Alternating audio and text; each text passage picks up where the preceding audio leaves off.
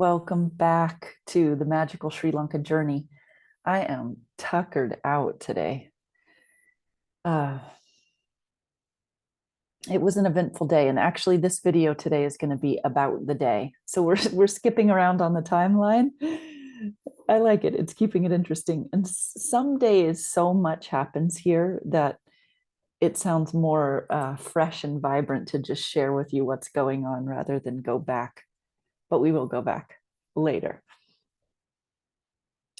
So I'm going to do a screen share actually of the pictures of today.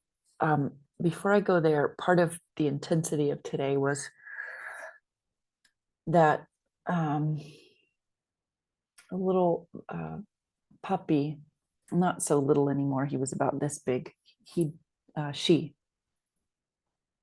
died. And we had just really gotten to know her. When we arrived here this time, November 6th, I believe it was, we have our doggie Bonnie, who really, it's like, in the States, we normally talk about having a dog. This is my dog. It felt more like we were hers. She chose us. She was a street dog that showed up on our outside sofa one day. I remember that morning. This was just about, maybe 2 years ago now. I had gone down early in the morning to sit and read and meditate. And it was like 4:30 in the morning. It was still dark out there. And I opened the door and I saw I flipped on the light and I saw eyeballs looking at me on the couch. And I was startled, and the eyeballs were startled. And that was Bonnie, our doggie, who we adopted. We have a caretaker that lovingly takes care of this property when we're away, and he feeds Bonnie twice a day. So Bonnie's on the inside of our gate in our house. And when we arrived this last time, there was another sweet puppy who was stray dog. Nobody was taking care of it. And while we didn't necessarily want to adopt another doggie, there was also no way that I was going to not feed a puppy, a hungry dog. Oh, the street dog thing here just kills me sometimes. So I named her Lucy. She is just adorable. And we began feeding her. And she would stay outside the gate because we were trying to get our Bonnie, our inside dog, and Lucy, the outside dog, to get acquainted. There was some alpha dog jealousy thing going on there. Rory was a genius at getting them to slowly start talking to each other and know that it was safe, that each of them were welcome.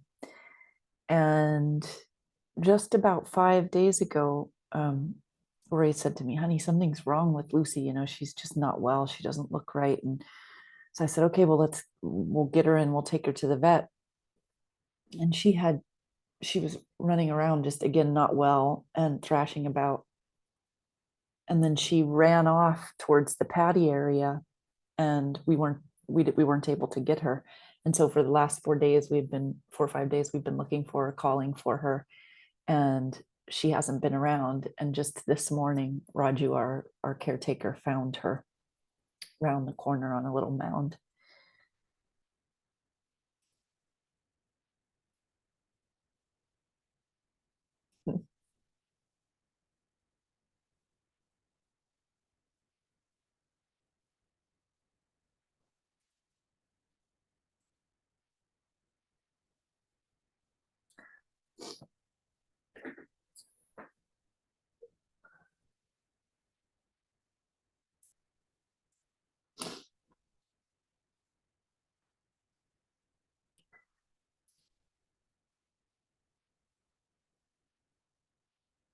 There's,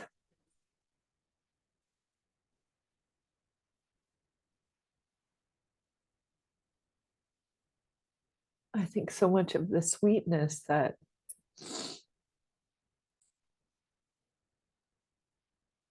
I want to say,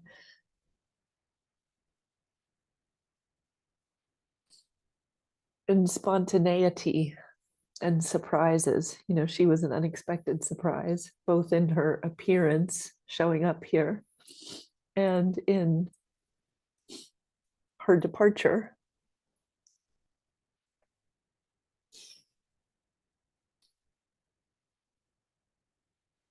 And there's something about that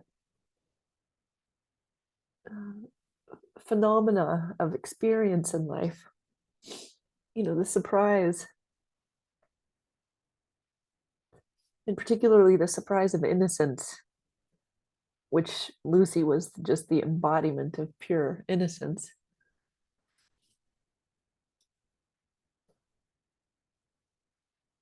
And the surprise of something going away, which feels painful, and yet the surprise of something arising or arriving and the surprise of something going away, those two juxtaposed.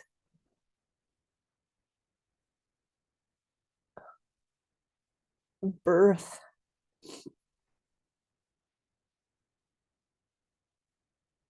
a capacity to value what is like nothing else.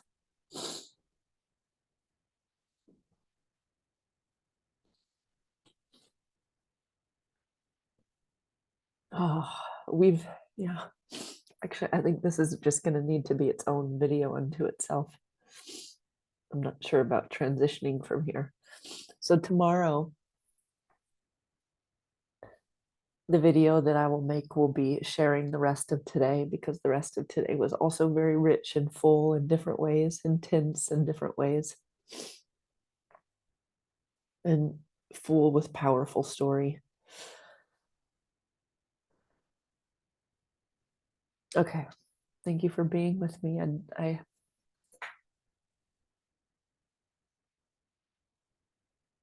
I'll see you in the next episode.